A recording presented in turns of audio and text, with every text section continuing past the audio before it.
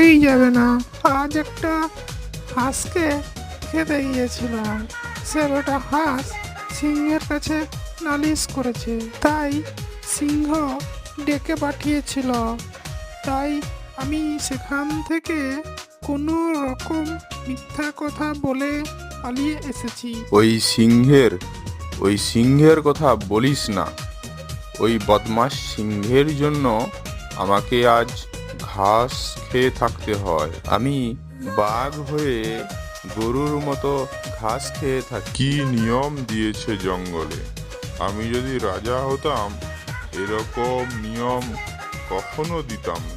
আমি বলি কি মামা, তুমি ওই বুড়ো সিংহকে মেরে তুমি বনের রাজা হও, তাহলে আমাদেরও খুব ভালো হয়। আরে আমি কি আর রাজা হতে পারবো?